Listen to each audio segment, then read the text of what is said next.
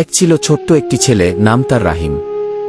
গ্রাম্য সবুজ ধানক্ষেতের মাঝখানে সে তার একমাত্র বন্ধুকে নিয়ে খেলত, একটা ছোট্ট সাদা ছাগলছানা, নাম চান্দু। রাহিমের বাবা মা মাঠে কাজ করতেন, আর রাহিম দিনের বেশিরভাগ সময় কাটাত চান্দুর সঙ্গে। চান্দুর সাথে খেলাধুলার মনোরম মুহূর্ত, হাসির দৃশ্য। চান্দু শুধু একটা ছাগল না, সে ছিল রাহিমের সঙ্গী, তার দুঃখ সুখের সাথী। মা যখন অসুস্থ হয়ে পড়ল, তখন রাহিম অনেক ভয় পেয়েছিল। সে চুপচাপ গিয়ে চান্দুর কাছে বসে কাঁদত।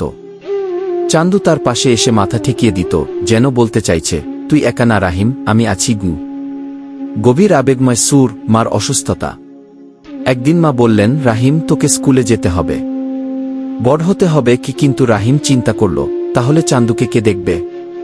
মা বললেন, যে সত্যিকারের ভালোবাসে সে আলাদা থেকেও পাশে থাকতে পারে গি।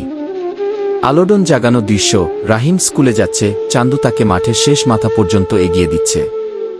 রাহিম স্কুলে ভর্তি হল। সে প্রতিদিন সকালে চান্দুকে জড়িয়ে ধরে বিদায় নিত। সন্ধ্যায় ফিরে এসে পড়াশোনা শেষ করে তাকে নিয়ে খেলত আগের মতো। শেষ দৃশ্য, রাহিম বড় হয়েছে, স্কুলের পুরস্কার হাতে, মা হাসছেন, আর পাশে গাছের নিচে বসে আছে বুড়ো হয়ে যাওয়া চান্দু। ন্যারেশন শেষে, জীবনের সত্যিকারের বন্ধুত্ব ও ভালোবাসা কোনো কিছুতেই ফিকে হয় না। রাহিম ও চান্দুর গল্প আজও বলে, মায়া, বন্ধুত্ব আর স্বপ্ন মিলেই গড়ে ওঠে জীবনের আসল সৌন্দর্য। গল্পটা ভালো লাগলে অবশ্যই কমেন্টে জানিয়ে দেবেন, আর আমাদের চ্যানেলটা সাবস্ক্রাইব করতে ভুলবেন না।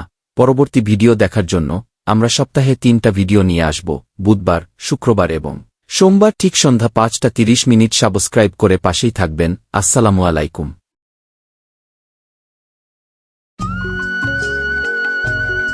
সাবস্ক্রাইব করো জেলি টোন, প্রেস করো বেল আইকন।